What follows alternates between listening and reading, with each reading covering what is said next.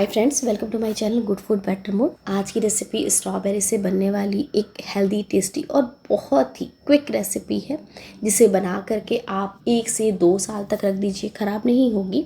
जैसा कि आप सब जानते हो कि स्ट्रॉबेरी साल में 1 से 2 महीने ही मिलती है और 2 से 3 दिन में ये ख़राब भी हो जाती है।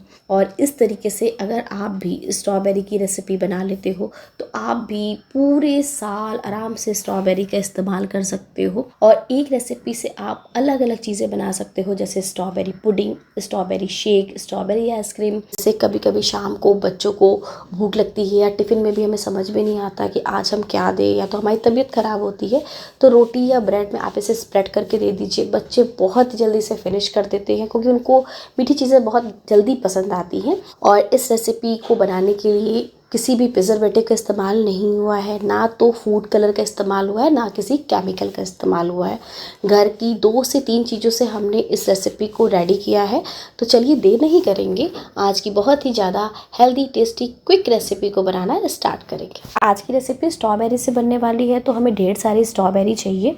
तो आप अपने हिसाब से स्ट्रॉबेरी की मात्रा को कम ज़्यादा भी कर सकते हो। और स्ट्रॉबेरी को आपको 2 से 3 पानी से धुलना है। धुलने के बाद आपको इसे साफ़ करना है, मतलब ऊपर जो कैप लगी होती है स्ट्रॉबेरी के ऊपर, उसको आपको कट करके हटा लेना है। हटाने के बाद आपको इसे छोटे छोटे टुकड़ों में कट करना है। जितने छोटे टुकड़ों में ये कट होगी, स्ट्रॉबेरी क्रश उतना ही ज़्यादा स्मूथ बनेगा। तो अभी सारी स्ट्रॉबेरी कट हो गई है। अभी मैं आपको इसे मेज़र करके दिखाती हूँ कि ये कितनी है।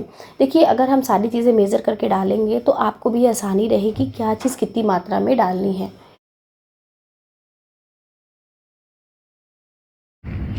तो मेरी स्ट्रॉबेरी थोड़ी सी खट्टी है, तो उस हिसाब से इसमें चीनी ऐड करना है। अगर आपकी स्ट्रॉबेरी मीठी होगी तो आपको चीनी थोड़ी सी कम रखनी है। तो ये स्ट्रॉबेरी थोड़ी सी खट्टी है क्योंकि ये पूरी तरीके से पके नहीं थे, थोड़े से ये कच्चे थे, तो इसमें चीनी थोड़ी सी ज़्यादा डलेगी। तो अभी हम स्ट्रॉबेरी को मेज़र करेंगे कि साफ़ होने के बाद ही कितनी है। मतलब साफ़ करने के बाद ही 98.8 ग्राम में है, तो लगभग 1 किलो के करीब है। तो इसी हिसाब से हमें इसमें चीज़ें ऐड करनी है। तो अभी स्ट्रॉबेरी क्रश को बनाना स्टार्ट करना है।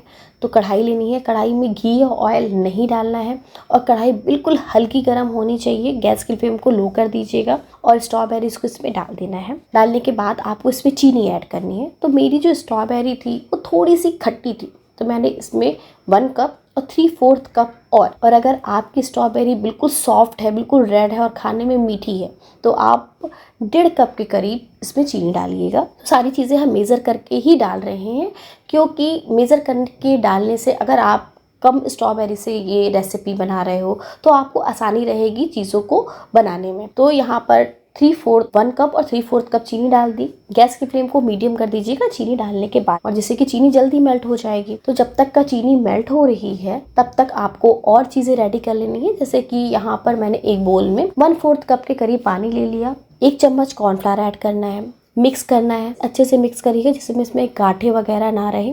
इसे साइड में रखना है और अभी आपको एक बोल लेना है और इसमें आपको आधा नींबू निचोड़ लेना है। मतलब नींबू का जो रस है वो करीब 4 से 5 चम्मच आपका होना चाहिए। तो यहाँ पर हमने कॉर्नफ्लावर और नींबू दोनों को पहले से ही बना करके साइड में रख लिया है।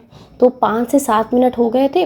ये देखिए चीनी मतलब मेल्ट होने लगी है। अभी भी आप देखो चीनी थोड़ी थोड़ी खड़ी है। तो गैस की फ्लेम को मीडियम करके ही आपको इसे पकाना है। जब इसमें 6 से 7 उबाल आएगा, धीरे धीरे आपकी स्ट्रॉबेरी सॉफ्ट होने लगेगी और चीनी जो है ना स्ट्रॉबेरी में बिल्कुल अच्छे से जाएगी। तो आप स्ट्रॉबेरी है थोड़ी सी खट्टी है, वो भी मीठी हो जाएगी।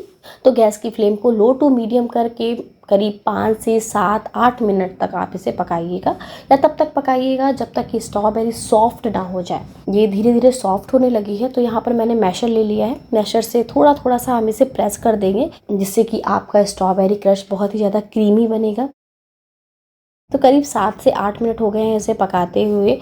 जब आप इसे 2 फिंगर के बीच में रख करके देखोगे ना, तो जैसे मतलब बिल्कुल क्रीमी टेक्सचर आएगा। जैसे कि आप शहद लेते हो ना, शहद के जैसा ही इसमें क्रीमी टेक्सचर आएगा।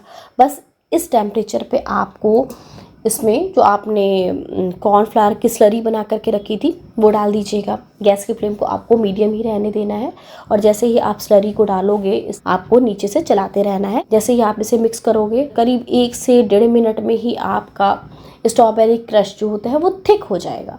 जैसे ये थिक होगा तो आपको अब इसे पहचानना है कि ये बन गया है या नहीं। तो अभी आपको ये देखना है कि स्ट्रॉबेरी क्रश की थिकनेस कितनी होनी चाहिए, किस टेम्परेचर पर आपको गैस ऑफ करनी है।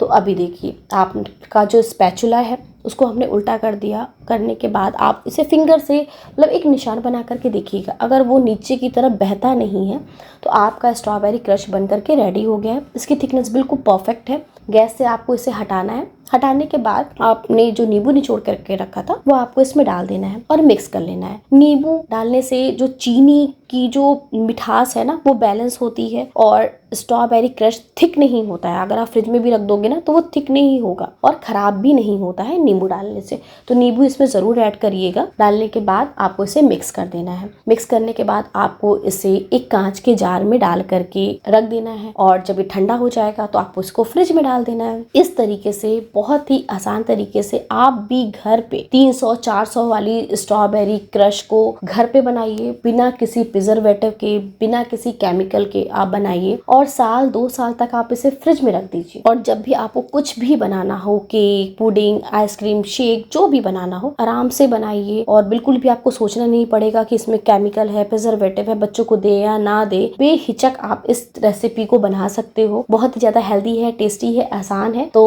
अगर आपको मेरी ये स्ट्रॉबेरी क्रश की रेसिपी अच्छी लगी हो तो चैनल को लाइक करिएगा, सब्सक्राइब करिएगा, ज्यादा से ज्यादा लोगों में शेयर करिएगा। Thank you for watching. Bye bye.